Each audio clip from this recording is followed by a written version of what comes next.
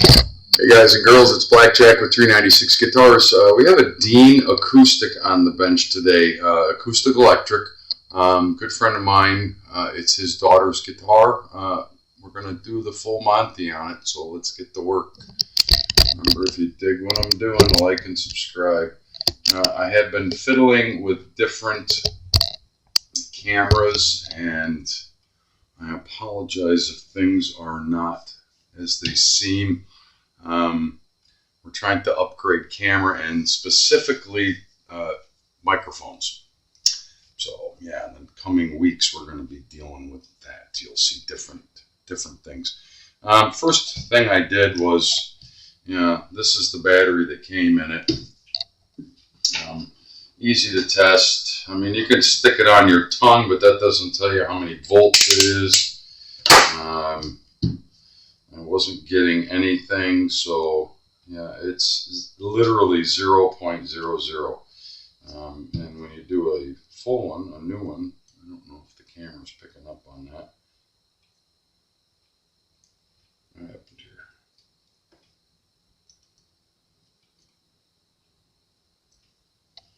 Why are you not working for me? Did my thing die?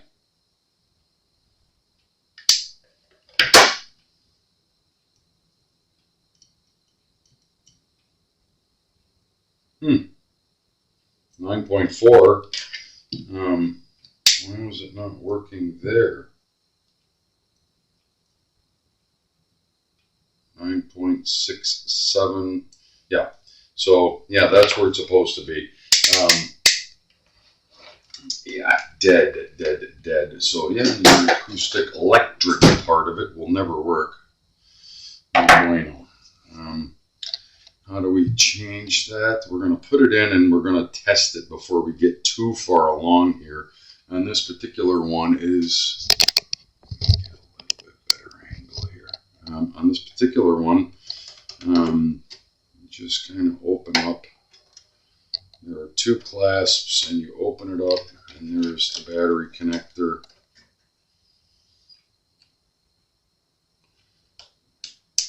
I want to test all this before I get into too much on it, because if none of this is working, I'm going to have a conversation. Tuner off, phase in, out, volume we're going to leave in the middle, and we'll just leave everything kind of sort of in the middle. I'm kind of curious if it's going to make noise or not. Why wouldn't you check that? And it sure is. So everything is working. Tuner on. Oh wow, that's pretty cool. That is pretty cool. This is your tuner right here.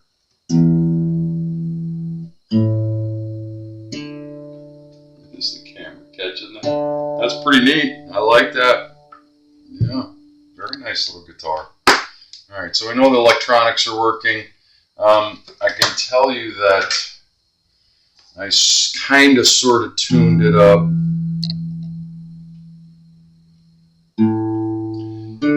The strings are completely gacked,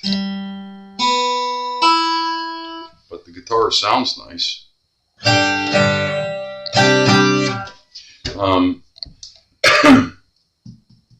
String height is monstrously high.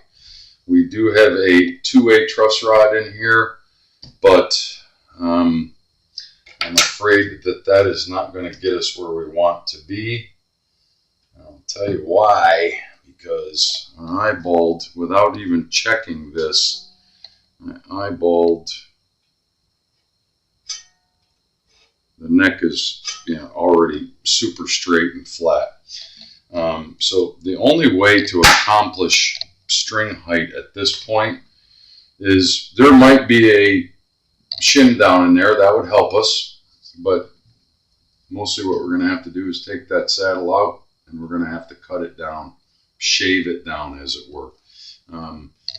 So right now, yeah, we're at, I think, over 8/64 at around the 14.9. Where are you you shut off. All right, put a new battery in. The thing's having a party. 9, over 9, almost 10. That's just way too high.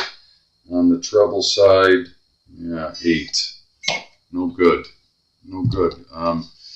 We want to address that, and if we can get 2 to 3/64, if we could come down 2, that'll put us at 7 on the bass and probably around 6 on the treble side. That's acceptable, but I'd like to see it even lower than that. And judging by what's going on here with our saddle, it's pretty tall. So I think we're going to get quite a bit of adjustment just by shaving down the saddle when we get to that juncture.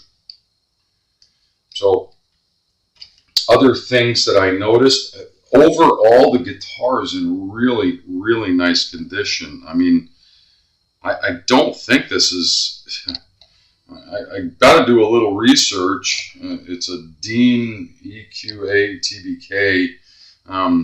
I have never seen one on my bench. I think this is either a relatively recent or current guitar instrument, or it just hasn't been used a lot. But frets are definitely need attention, and the board is dry. We have no bridge lift. By the way, look at that cool bridge. I think this is kind of a, I don't know. I'm not really familiar with Dean products. I know that they make good guitars. They've made some crappy ones, but they make mostly pretty decent instruments. So I'm going to knock the strings off and see what the hell is going on right here. So stand by. So point of interest when we go back to restringing, when I was taking off, mostly with the E string, it's getting caught in the nut slot. And the A string was doing the same thing. So we're going to take special care to try to widen that nut slot slightly. It doesn't need to go deeper, and it's only really getting caught on something that's at the very top. So I'm going to guess that the strings were on there for a long time, going back and forth on their own as they do. That's nice and solid. Let's get the string pegs out.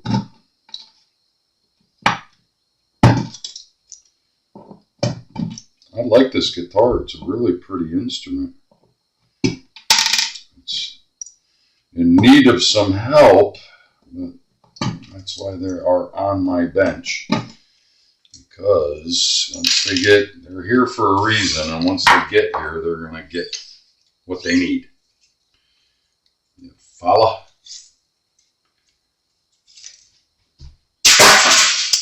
The strings I'm going to put on are measured out about the same as what was on there, which are not really, they're custom light gauge, 52 to 11.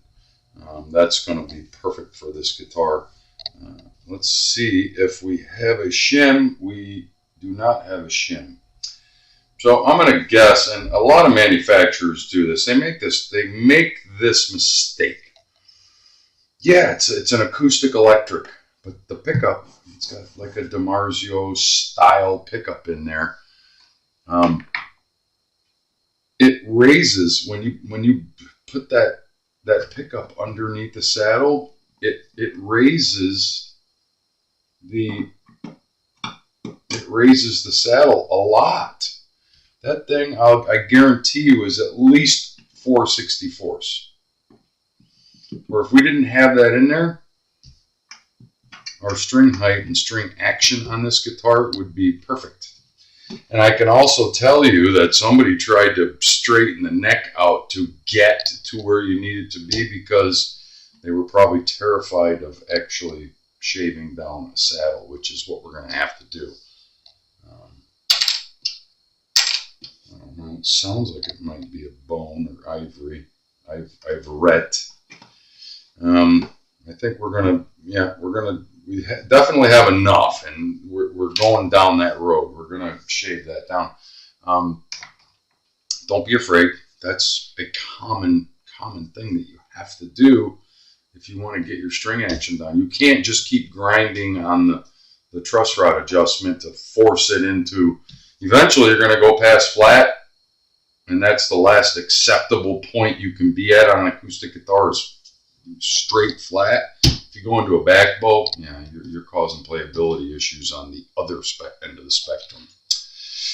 So I digress. Thank God we have enough there, because if this was too short and there was nothing left there, guess what? Now you're either living with high string action or getting rid of the guitar because your neck angle is wrong, and you can't change that. It's, well, you can, but yeah, I would charge a lot to pull this neck out because it's a process. But we're going to get it with that guy right there. So let's make sure everything is snug. This guitar does not look that old. I am going to guess it's, that one was loose. There we go. I'm going to guess that it's not that old. I really want to clean up the frets, and I want to oil the board, as I always do. Look at the binding on that. That's just pretty. It's just really, the more I look at this guitar, the more I go, wow, this is a really nice instrument. Nothing's loose, nothing's banging around, nothing's coming delaminating. So, yeah, let's get to it.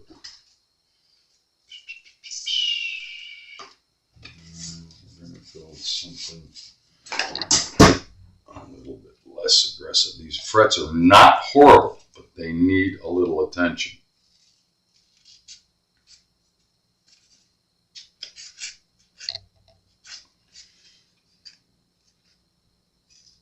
Ultra fine. Ultra fine. Sanding pad. And what you do is you cut it so that it's just like that. You don't want it to go wider than your tool, and if it is too wide and you jump off, you can leave a mark, and you don't want to do that. And you don't need to press hard. You don't need to hold the tool hard. And then you shine up your fret. And then, of course, we're going to polish them afterwards. It doesn't take a lot. You're not leveling them. All you're doing is taking the goop off. Human DNA, tarnish, what have you.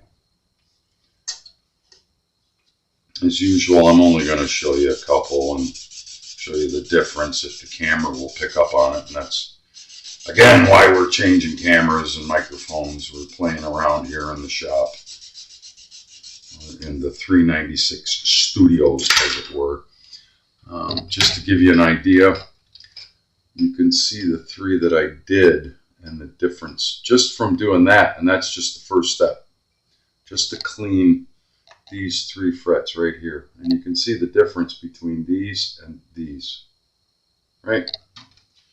So we're going to go through, we're going to do them all off camera. I'm not going to bore you with that because it's a long and tedious process, and you have to go slow and be careful because you don't want to grind up on the fretboard, because that stuff is, even though it's ultra fine, you can put a mark in the board, and you don't want that. And then we're going to polish it with a little bit of fret polish. Yeah, fret polish. Good stuff. Process. Off camera, this is going to take me probably 45 minutes to an hour. I will show you the last few in each stage as I go along. Stand by. So, in general, polishing the frets. That includes, taking just some really, really ultra fine emery cloth, sandpaper, whatever you want to call it. It's not really sandpaper. It's hard to describe. It's like an emery cloth, and I use a really ultra fine one. I usually only get one out of that little pad, one treatment, and then I throw it. And then the second step is, go after it with some real polish. I call it polishing the frets, but it's a 2 or 3 step process. And this is the dirty part, the gooey part. And once we clean off, physically take all the gook off of there, tarnish, DNA, green stuff, sometimes there's mold. You go through and you take some of the polish and you just apply it liberally at first. And yeah, some of it's going to get on the board, but trust me, we're going to clean that off too. And then you go to it. And it's just elbow grease. And if you think it doesn't matter or it doesn't do anything, you're wrong. That's tarnish coming off of the metal. Okay? So don't use the same spot each time. Move to the next fret, get a clean piece of paper towel or cloth if you prefer to do that. And that's really putting the shine on them. And it's taking even more gook off. And again, I'm not going to show you this entire process because it is time consuming and it eats up a lot of video time, but it matters and you have to do it. I have to do it. And you should do it too. And if you don't, if you're not adventurous enough to do it, find someone like me to do it for you. That's what I'm here for. Yeah. See? Tarnish. That's from the sweat and the oils in your fingers and your hands as you're working with this instrument over the years, and it gets on there and it has to be removed every once in a while. If you don't, you end up with green frets. I'll be right back. Stand by.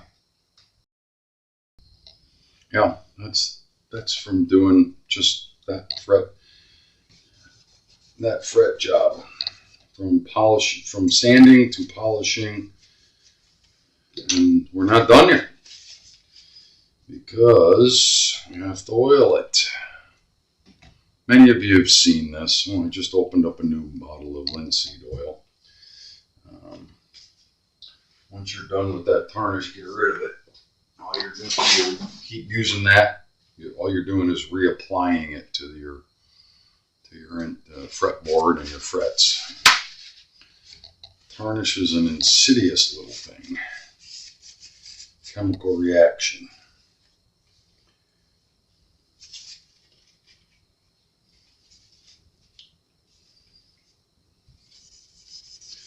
This board needs it badly.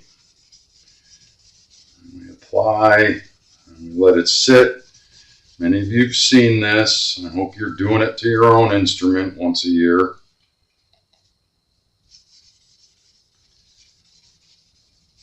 And if you think it doesn't help, well, you're wrong. It does. I sometimes sound like a broken record. But I try to hammer home these points of interest. You don't have to put it on super thick, but you want to make sure that you get it all on there. And you can, as you put it on, it's a reveal moment. You can tell what you're doing is actually helping the wood. You're preserving the wood. This is exposed. It's not clear coated, and it needs to be treated from time to time.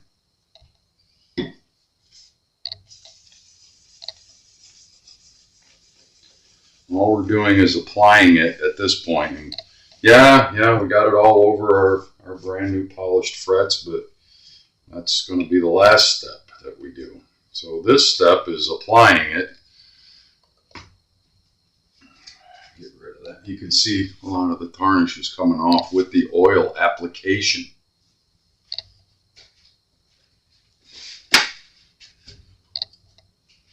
Now, this is really nice wood. Some wood will absorb this oil and it will disappear, and you want to leave it on there. And sometimes you have to apply it a couple of times, but This one's ready almost instantly. The cheaper woods, cheaper materials that they use, you'll put the oil on and it'll just disappear because the oil was never, the board was never, the wood, I'm sorry, I apologize. The wood was never ever treated at any point in its process. Now, a little bit, stop that.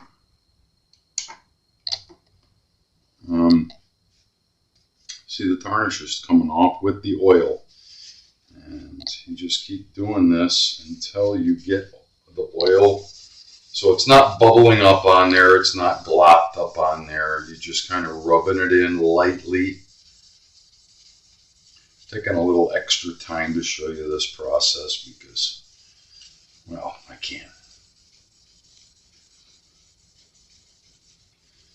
You don't want to leave that on there. I mean, it's going to, whatever is left on there is going to get soaked into the wood. By tomorrow, any oil that, residual oil that may bubble up, it will just get soaked right in. And that's always my mantra. You know, once you do all this stuff, let the guitar settle overnight and check it again the next day.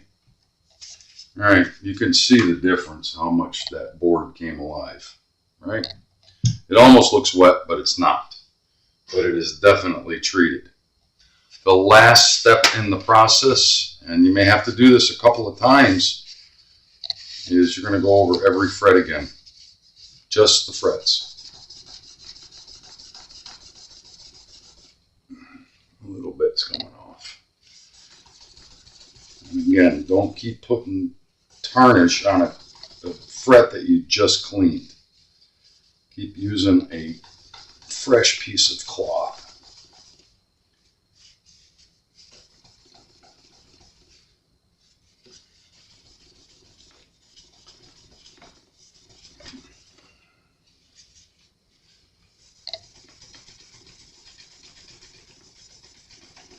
And all this is residual oil attaching itself to the frets. And when you're done, you're going to have a nice mirror finish on those things.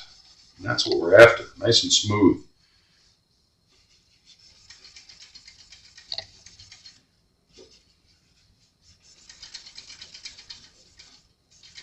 Can you go farther? Yeah, there's other steps. You can really go to town on frets, but this one did not need it. You can spend all your money on cleaning up frets if you want to pay me to do it, but that involves taping off the fretboard and really getting at it with a wheel. But you know, 9 times out of 10 you don't need to do that. But look at how shiny they are when you're done, right? It's a big difference. The board is nice and treated. The frets are clean and they're polished up and buffed up to a shine. Are they going to stay like that? No, that's not realistic. But it is as close to brand new as it was when it was brand new. So, okay, I'm going to start to restring. First things first, I'm going to have to put a little video time into how I shave this down by hand so that you all know how to do it. I would much prefer to go to my sander in the shop and just go zzz and take it down 3/64 or 2/64 and lower my string action that way. But I'm going to show you how we do it on a tile. So stand by. Let me get that prepped. Okay, so we're going to mark our saddle. This side is the bass side. This is the treble side. Now, can you get really fancy schmancy and pull out a measuring tool and do this? Now, I know through experience, I'm basically going to try to take off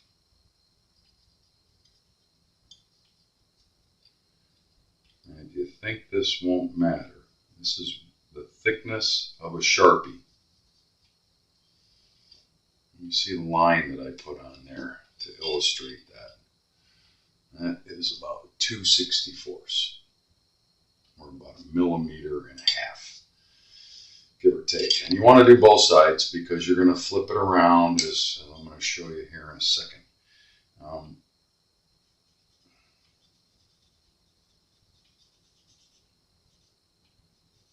Is it going to be perfect? No. But trust me when I tell you,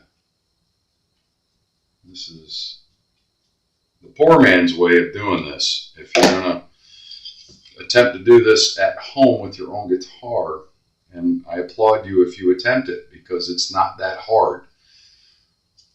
First you start with some aggressive. This happens to be 80, and you can see a little bit that way. The lower the number on the sandpaper, the more aggressive it is. And by the way, you're going to give yourself a manicure by the time you're done doing this. And piece of tile, known flat surface. Check your work often. If you set your thing down and it flops over, that means you're not cutting it evenly. That's why it's important to have a known perfectly flat surface. Piece of tile works perfectly. Don't use a piece of wood. And use something big like this that you can work around. And guess what? The holes work perfectly to go around.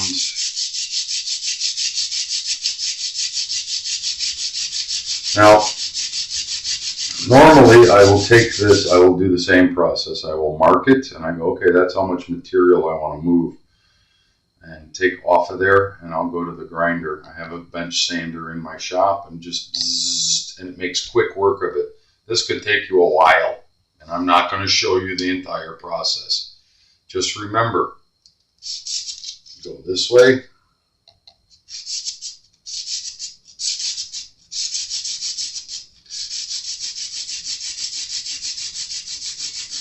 Turn it. So that you're applying the same force equally across it. I keep hitting the hole. Try to stay flat and check it every once in a while. As long as it sits on there flat, it's going to sit in the bridge route flat. And we have already started to make progress. It takes time. Am I going to do it this way all the way through? No. I just showed you this so you know how to do it. A little bit at a time. And your black line will start to disappear. And you know when you get down to almost where that black line's gone, almost all the way across, it's time to fit it. Now, I'm going to go in the shop and finish taking this down, because I really like this to be all on one video. Yeah, nice and flat. It stays right there. If you put it down there and it goes and it falls over, you're not quite flat. Keep checking it. You're gonna have dust everywhere. You're gonna grind your fingertips down. But hey, if that's what you want to do and you want to get a lower string action, when on this particular guitar we can't get it with the truss rod, this is your only other option. If this is even an option, sometimes it's not. Stand by while I finish this, and we're going to put that guitar back together. So, went to the shop, ground it down to save a lot of time. You can see that the black mark is almost completely disappeared right here. Yeah, you stop just short so you don't go too far. And fit her back in there, and we still have quite a bit that we can go if we have to. But I'm going to string it up and set it up first, and then we'll know. We'll know for sure, right? This video, I think, is going to be longer than most.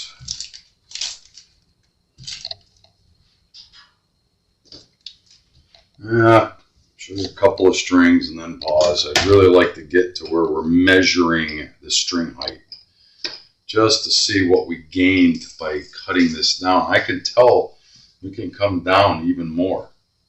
Now, we won't know for sure until we get tension on the saddle. I like to get the ball so the hole goes this way and the string wraps around the ball, and that way put just a little bend in it, get it oriented in the hole, put your slot right on it, give it a tug.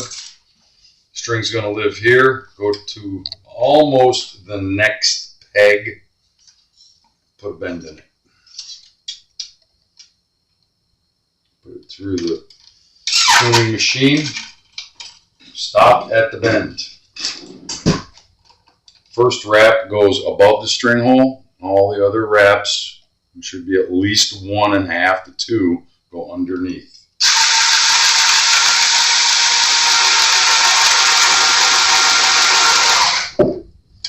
Your string bent up out of the way, your excess. Be mindful that your string peg might try to do that. And just as I thought I knew, I was trying to remind myself, a little bit of graphite in each slot. Now, remember, when I was de-stringing, it seemed as though the other string was getting caught. This one is not.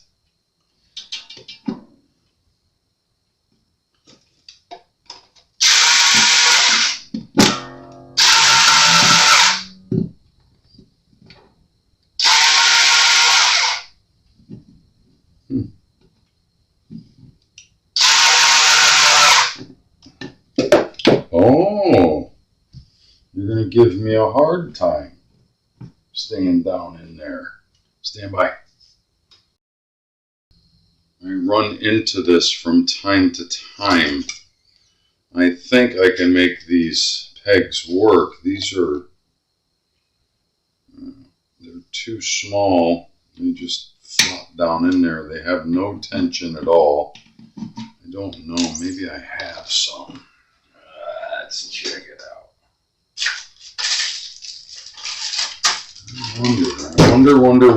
Wonder. I have a feeling that they were cut too big.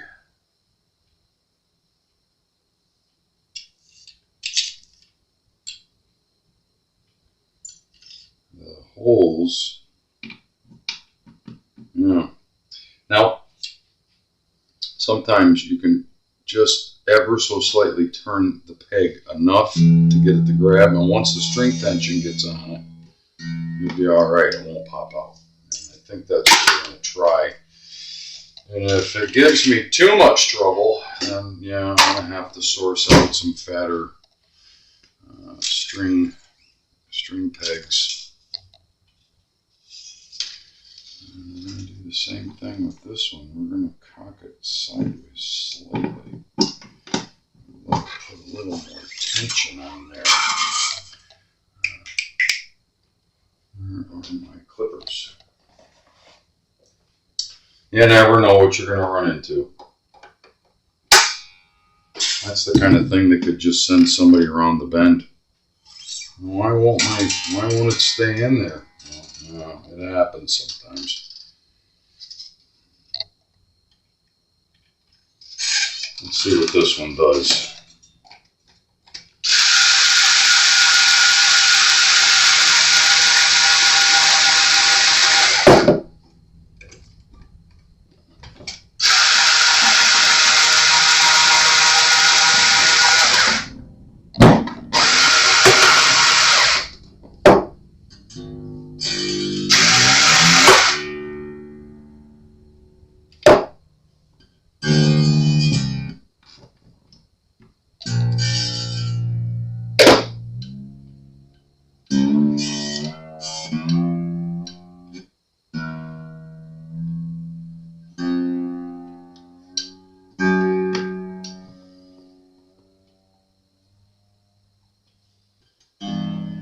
Whoops.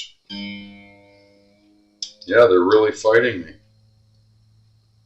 I would not have guessed that from this guitar. See, once you get the string tension, it will pull that string back. But sometimes they do that. I mean, I'm not at all surprised. Let me get the rest of the strings on. We'll be right back. So this girl, she fought me every step of the way. The manufacturing failed. The string peg holes are too big, and it takes a lot, and it gets right up the tension before the peg will grab. Yeah, it happens. It ain't the first time I've seen it. Let's tune it up.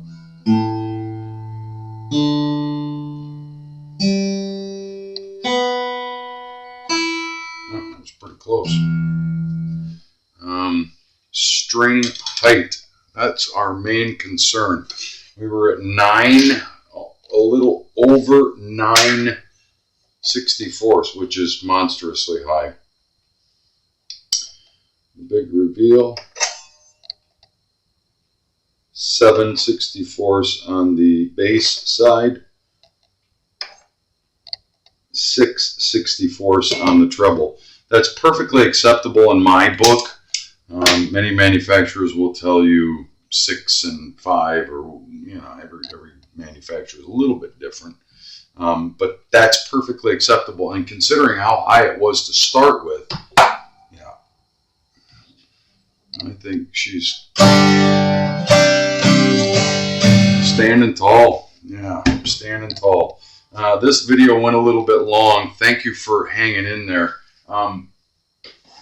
You never know what you're going to find. I have run into this problem before, and you almost have to be an octopus to hold this down, keep turning, and it won't stop trying to pull out until you get all the tension on it. And that's because the route in this beautiful bridge is just a micron too big. And we can try different string pins, but yeah, it's holding, and they're not going to come out now because it has string tension on it. Yeah, and she plays beautifully. Yeah, man, I'm digging on this guitar. Thanks for hanging in there. We did the full Monty on this guitar. It's a Dean acoustic electric. Yeah, soup to nuts. We did the whole thing. Thanks for watching. It's Blackjack with 396 Guitars. We'll talk soon.